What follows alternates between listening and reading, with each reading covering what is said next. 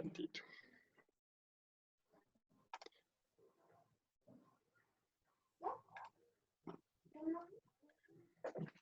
Bueno, para el día de hoy vamos a hablar a partir del ambiente higrotérmico dentro de lo que es la ergonomía ambiental. Y hablábamos de las condiciones que rodean el espacio de trabajo dentro de la industria para las personas, para los trabajadores. Hablábamos inicialmente de condiciones que tienen que ver con la iluminación y todos aquellos aspectos que ya hablamos la vez pasada, que tenían que ver con esto, los niveles de iluminación y todas estas normativas que existen al respecto. La cantidad de valores permitidos, los mínimos y los máximos para diferentes actividades. Aquí vemos en esta tabla que analizábamos áreas de trabajo de circulación exterior, hasta 20 valores en luxes, valores mínimos en 20, y lo que marcan las normas. Y en esta tabla, que por ahí está a disposición ya en la plataforma, con el video correspondiente a lo que analizamos la vez anterior, existe esta norma, la ISO 8995-89, que habla precisamente de estas especificaciones. ¿Ok? Ahora vamos a hablar de esta parte del ambiente higrotérmico.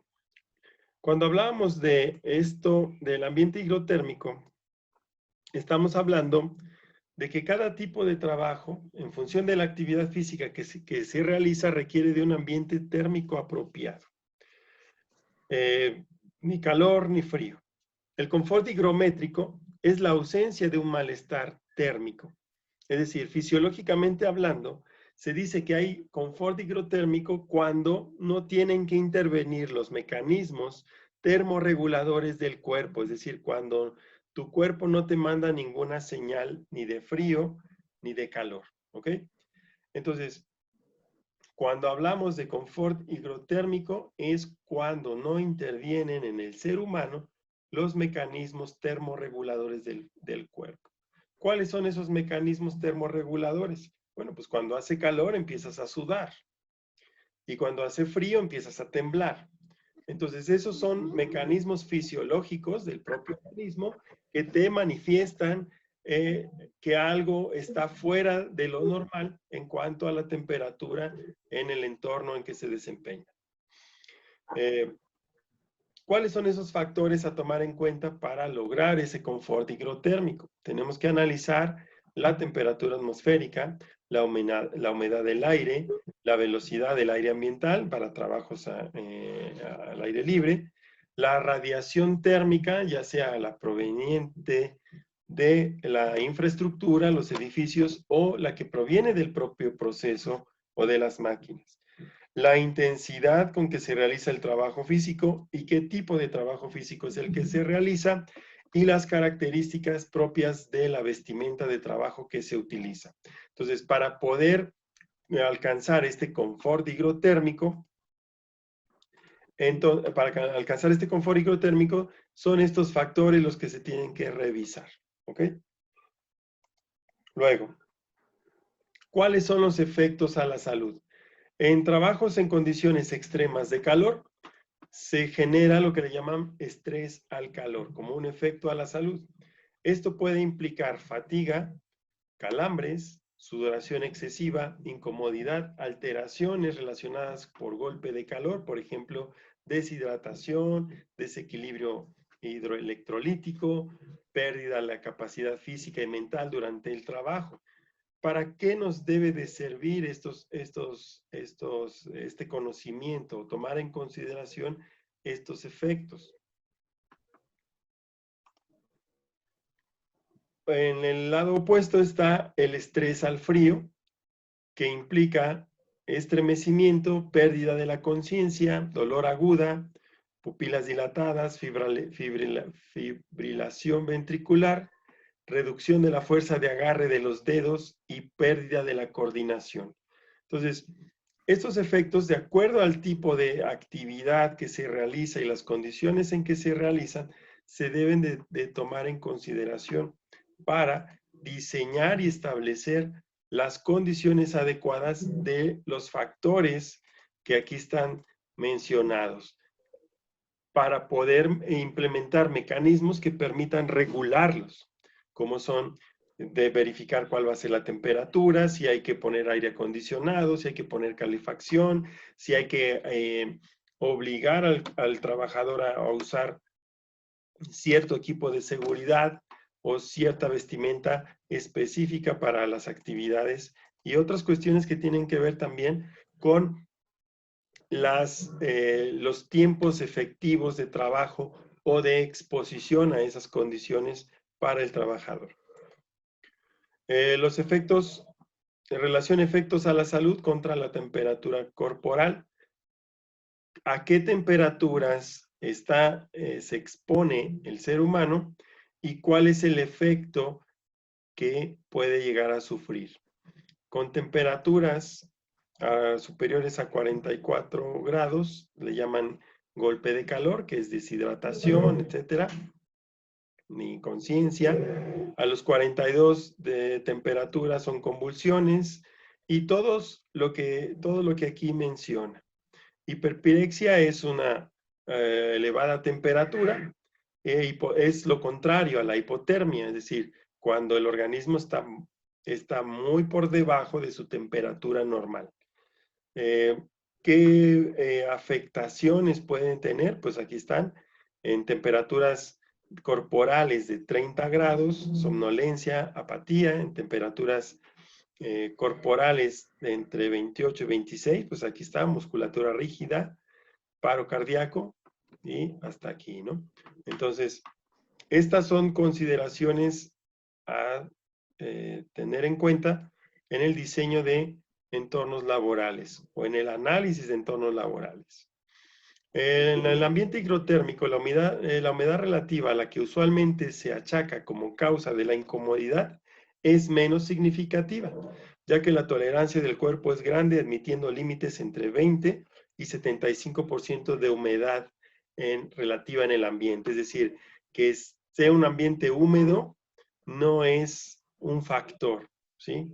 En condiciones de calor, la humedad es natural en algunas zonas, por ejemplo, de trabajo en la costa, en las costas tropicales, y es diferente al calor que se genera en el interior de una fundición, por ejemplo, ¿sale? Entonces no hay humedad, la humedad no es un factor importante. Medición del riesgo. Para medir el riesgo se tienen que considerar en dos factores. El ambiente exterior, que tiene que ver con el clima del entorno próximo a la persona, si es un lugar frío, si es un lugar húmedo, caliente, tropical.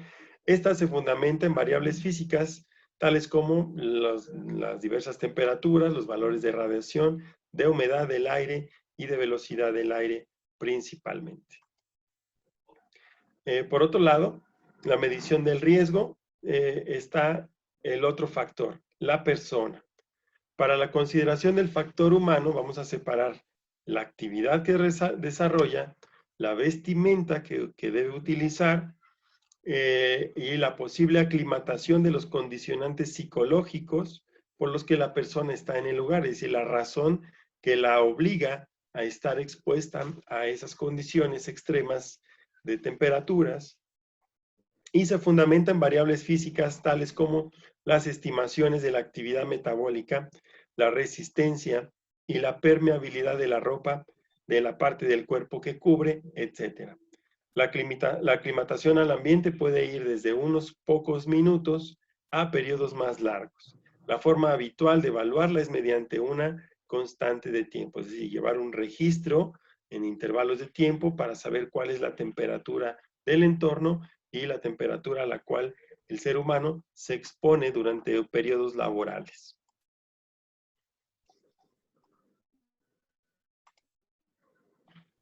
Hay una norma que se llama Covenin 2254 de 1995, que habla de la clasificación de los niveles del calor metabólico para diferentes tipos de actividades. Esta está dada en kilocalorías por hora cuadrada. Dice aquí, es una fórmula matemática, el calor metabólico, y en las cuales vemos el gasto energético que puede sufrir el ser humano de acuerdo a la actividad que desempeña. Tenemos categorías descansando, el calor metabólico que genera es menor de 100 puntos, menor de 100 kilocalorías por hora. El trabajo liviano, moderado a pesado. Estos indicadores, y aquí dice qué tipo de actividades son.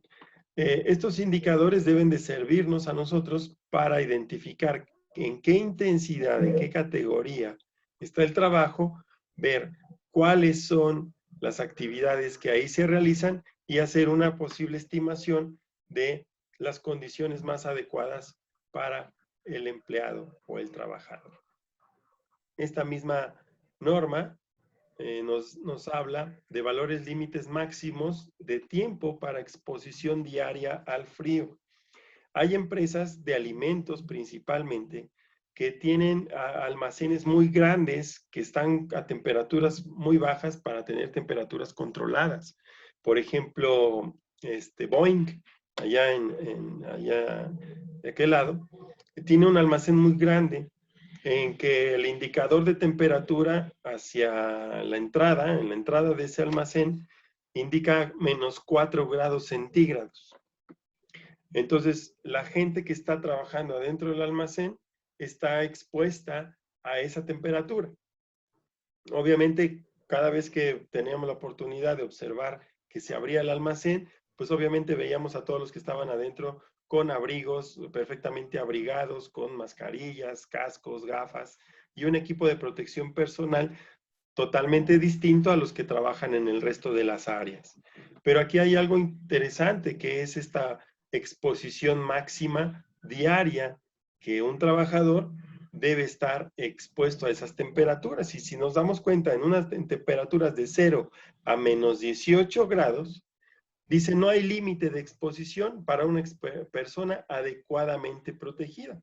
Entonces, ¿qué quiere decir eso? Que en ese tipo de almacenes, en un almacén que conserva una temperatura alrededor de los 0 a los menos 18 grados, perfectamente el operador puede estar ahí sus 8 o 10 horas de trabajo, siempre y cuando cuente con la ropa adecuada para protección, ¿sale?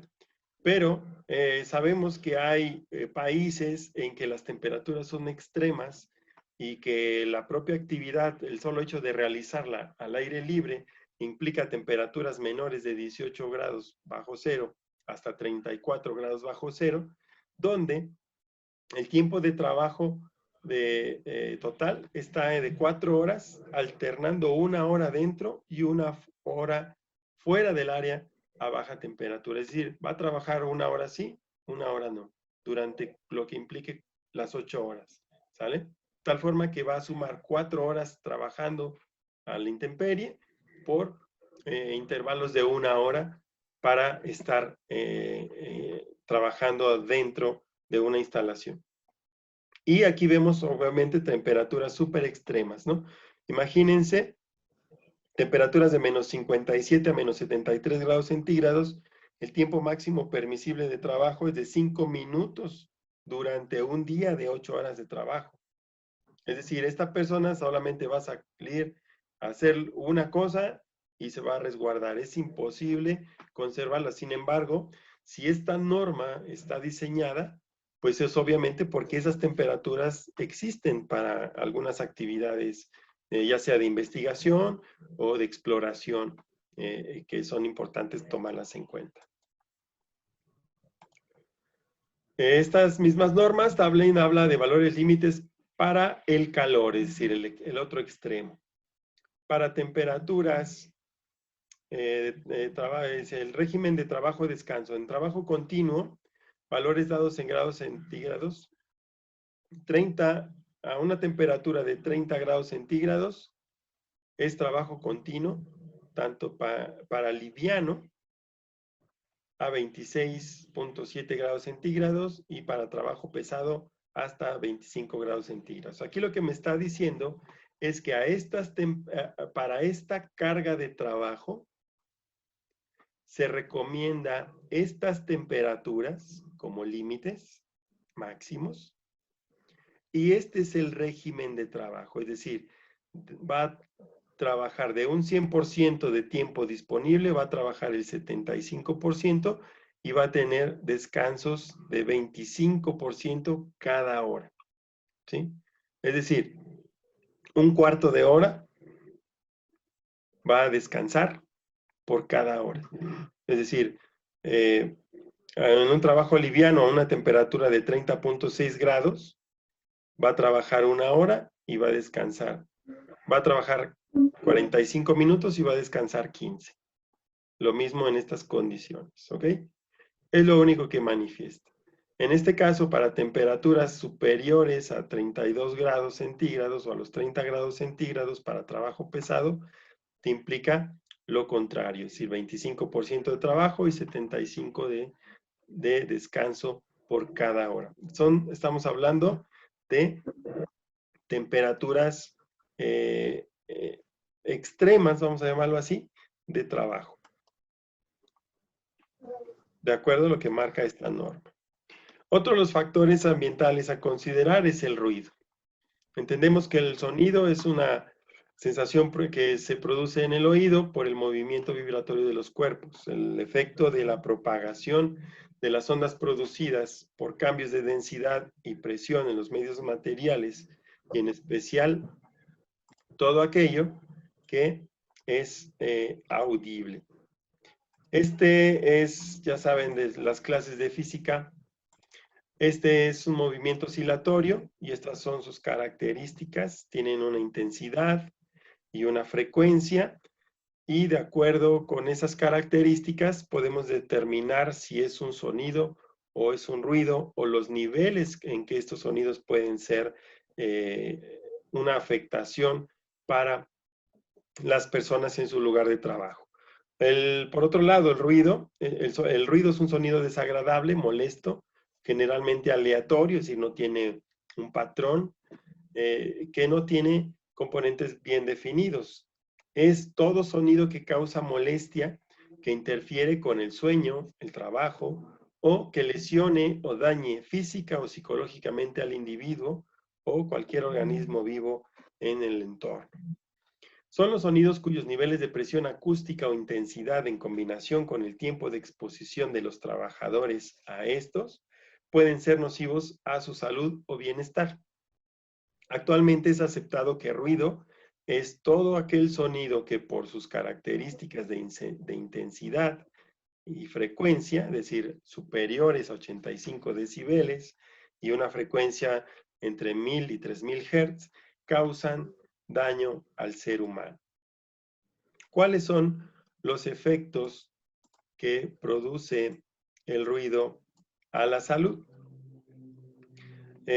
Por ejemplo, en torno a los 80 decibeles, los efectos auditivos es trauma acústico crónico, hipocausia, que es una sordera temporal, vamos a llamarle ahí, en que el umbral de audición se reduce hasta 25 y 40 y profunda hasta un máximo de arriba de 90 decibeles de intensidad.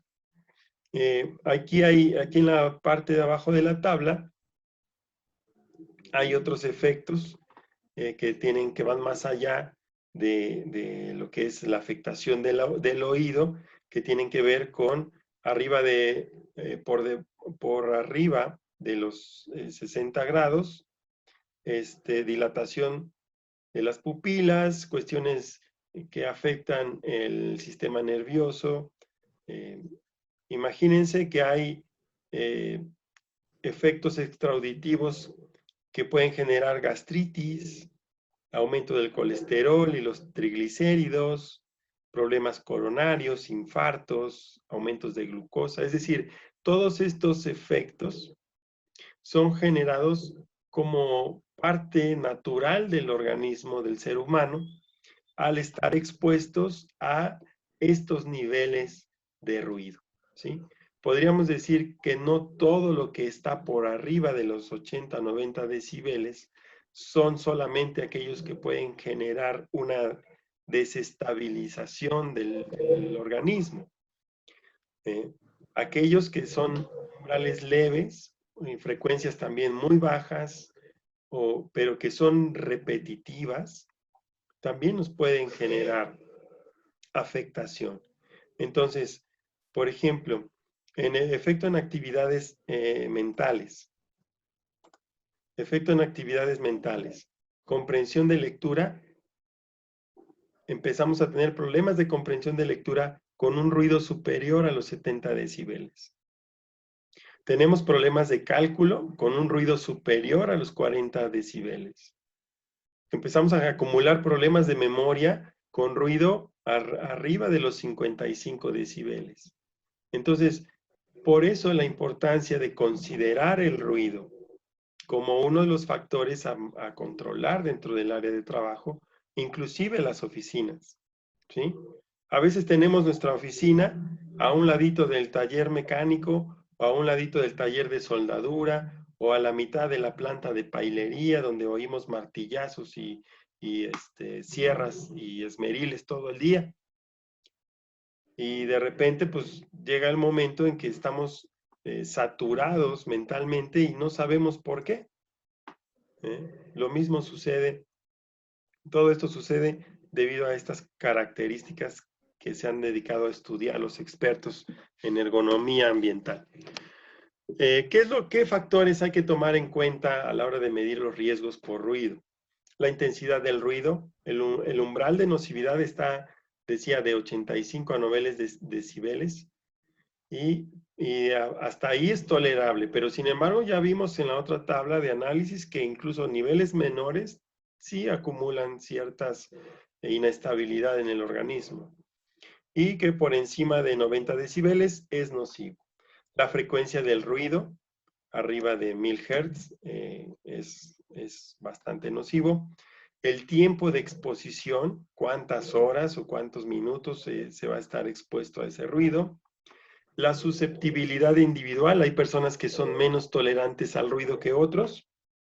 La edad y el tipo de ruido, si es intermitente, como los martillazos, etcétera, las prensas o los troqueles o las máquinas troqueladoras, o si es continuo, como el manejar un autobús durante 12, 14 horas y el ruido constante que emite la máquina.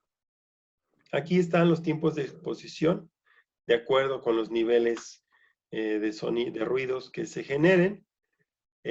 Son los límites que se pueden tolerar. Hasta un límite de 85 decibeles se puede trabajar 8 horas seguidas sin sufrir una gran afectación, más que las que ya se mencionaron, y así posteriormente. Imagínense que el tiempo de exposición en minutos para un ruido de 112 decibeles es de menos de un minuto. Es decir, en esta parte de aquí, esta tabla nos habla de 0.94 minutos y a partir de la última parte de la tabla, estamos hablando de una exposición a estos niveles de ruido en segundos, ¿sí? Que es lo que recomiendan para considerar un riesgo, ¿sí? Para considerar ya una afectación en el individuo. La intensidad de ruido y la valoración subjetiva de su percepción. Aquí es como para darle una valoración, digamos, informal de qué niveles para elaborar un reporte de ruido. Es decir, hasta 30 niveles es un ruido débil y arriba de 130 son umbrales de sensaciones dolorosas. ¿Con qué equipo vamos a medir estos datos? Pues vamos a ocupar un sonómetro, que es este aparatito o algo muy similar. Este es un ejemplo solamente. que tiene como características, pues mediante este micrófono, registrar y presentar aquí el nivel, los decibeles, esta escala de valores, decibeles en que se mide el ruido. Cuando hacemos una valoración de ergonomía ambiental, vamos a ocupar diferentes instrumentos de medición. Ya vimos en el anterior para calcular la iluminación, el luxómetro, y hacer uso de ese instrumento en las diferentes áreas y los diferentes puestos donde están trabajando. También en este caso, ahora vemos el sonómetro, que tiene esa capacidad de medir, en este caso, los decibeles. Y obviamente, pues para la temperatura, pues los termómetros ambientales. Vamos a ver. Las vibraciones son otros factores ambientales que influyen en el puesto de trabajo. Es un movimiento oscilante que hace una partícula alrededor de un punto fijo, es la definición general de física, y este movimiento puede ser regular en dirección, frecuencia y o intensidad, o también puede ser aleatorio. La vibración transmitida al sistema mano-brazo es la vibración mecánica que cuando se transmite al sistema humano supone riesgos para la salud y la seguridad de los trabajadores. Y aquí en las imágenes tenemos dos formas de someter esta vibración del sistema mano-brazo, y aquí vemos lo que le llaman, esta es una conformadora, ¿sí? Y aquí está una exprimidora de jugos. Esa sensación de sujetar la maquinaria y la transmisión de la vibración de la propia máquina al ejercer su funcionamiento, pues es lo que se llama sistema mano-brazo, es decir, pero solamente implica las extremidades superiores. En el tercer punto está la vibración transmitida al cuerpo entero, es la vibración mecánica que cuando se transmite a todo el cuerpo conlleva riesgos para la salud y la seguridad de los trabajadores. Y aquí tenemos con una perforadora neumática y también aquellos que trabajan en maquinaria pesada, en superficies irregulares, como los tractores y todo, y las máquinas grandes. Toda esa vibración que se genera es la que se trata de analizar y tomar en consideración. ¿Cuáles son los efectos para la salud? En la vibración del sistema mano-brazo puede generar problemas vasculares, de circulación de sangre, problemas de huesos y articulaciones, alteraciones del sistema nervioso y problemas musculares. En las cuestiones de vibración de cuerpo completo, lumbalgias, que son dolores de la cintura, la espalda baja, lesiones de la columna vertebral, alteraciones cardiovasculares, presión alta, cuestiones respiratorias, cuestiones endocrinas que tienen que ver con riñones, hígado, etcétera, estómago, alteraciones para las mujeres de carácter ginecológicos y riesgos de aborto, para tomar en consideración algunos puestos de trabajo que ejercen también las mujeres, alteraciones sensoriales y del sistema nervioso central, algunos mareos, alguna pérdida de precisión a la hora de observar, o sea, de necesitar fijar su atención visual, ese tipo de alteraciones sensoriales, trastornos gástricos, malestares generales, mareo, como ya lo mencioné. Entonces, esos son los efectos que ocasionan las vibraciones. ¿Cómo se mide el riesgo? Cuando medimos el nivel de ruido en un punto y en general obtenemos el nivel de presión, lo que se mide es la alteración o la velocidad de desplazamiento o de la vibración. Y en de la misma forma en que se mide para el sonido, también se miden las vibraciones, porque se comportan de una manera muy similar.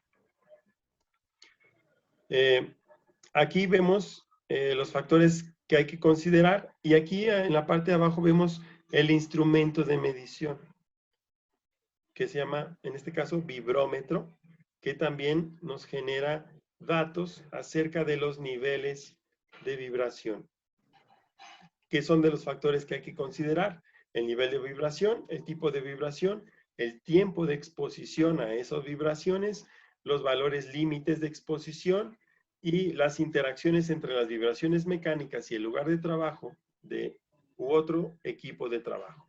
La información que facilita el fabricante del equipo, que a veces es importante considerarla, la prolongación de la exposición a las vibraciones después del horario de trabajo, es decir, las horas extras acumuladas expuestas a esas condiciones, y las condiciones de trabajo específicas, como adicionar otras condiciones que pueden ser la temperatura y la vibración. Entonces, así es como se presenta. Este vibrómetro contiene un transductor en contacto con la superficie vibrante, es decir, se coloca un sensor sobre la superficie. Este se ocupa para todo el cuerpo, este se ocupa para medir la vibración en los edificios o en las instalaciones de fábrica, y este es un sensor que se ocupa para este punto de la transmisión de la vibración en el sistema mano y brazo. Y obviamente pues, convierte las vibraciones en señales eléctricas que son interpretadas por el instrumento de medición. Y los valores que este instrumento me genera en vibraciones están dadas por la aceleración de la vibración, es decir, en metros por segundo cuadrado. Aquí se manifiestan los valores máximos de exposición, los valores límites, para una actividad que afecta el sistema mano-brazo. Para un tiempo de exposición de 8 horas, los máximos registrados por un vibrómetro permitidos están alrededor de los 5 metros por segundo cuadrado. Para aquellas actividades en que es el cuerpo entero el que está expuesto a vibraciones, el límite máximo que puede permitir durante 8 horas es valores de vibración de 1.15 metros por segundo. Esas son las referencias para poder hacer una estimación del riesgo cuando hagamos un estudio ergonómico ambiental. También tiene que ver la forma en que se realizan las mediciones. El cuerpo humano no es simétrico en su respuesta a las vibraciones, por ese motivo se medirán de acuerdo a un sistema de coordenadas llamado sistema basicéntrico, es decir, de acuerdo al tipo de agarre, si la vibración es horizontal, si la vibración es vertical, sobre qué eje se generan las vibraciones, es como vamos a poder observarlas, ¿ok? El agarre de las maquinarias, el sentido en que se ejecuta la vibración. Por ejemplo, en la máquina perforadora sabemos que la vibración es vertical, ¿no? Es sobre el centro del eje de la columna vertebral. Pero en algunos otros casos, por ejemplo, como el manejar un tractor, pues es en diferentes dimensiones, en diferentes planos, vamos a llamarlo así, en diferentes planos, y es totalmente aleatoria de acuerdo a las características del terreno, ¿sí? Entonces, ese tipo de cuestiones son a las que se refiere este sistema.